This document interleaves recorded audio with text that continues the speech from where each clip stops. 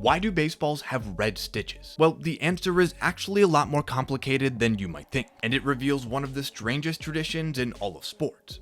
Let me explain. See, in the 1840s, as baseball was gaining popularity across America, there was actually no rules for what a ball had to look like. In fact, at the time, pitchers were responsible for making their own balls, which involved wrapping a rubber core in some yarn, covering it with leather, and stitching it all together in 4 pieces. And since this stitching was typically done by the local cobbler, this meant that the earliest baseball laces were typically brown, black, or white, depending on the kind of material the shoemakers would have left over. Now, the advantage of these custom-made baseballs was that each team could cater them to its own strengths. However, this gamesmanship didn't last long, because in 1876, the baseball would change forever.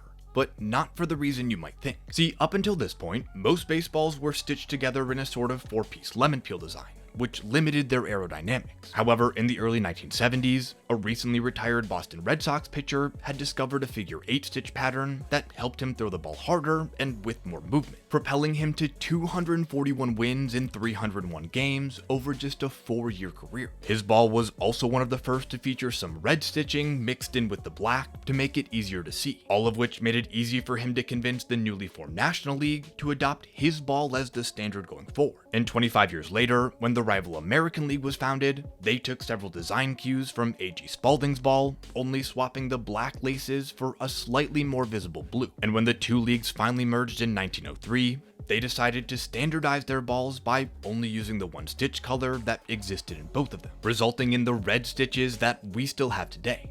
But that's not even the best part, because even though an estimated 900,000 baseballs are used in a single season, no one has ever been able to invent a machine that can perfectly stitch an MLB game ball, meaning to this very day, every single one is still hand-stitched just like they were almost 200 years ago. If you want a part 2 about what that process is actually like, make sure to like this video and follow me so you don't miss it.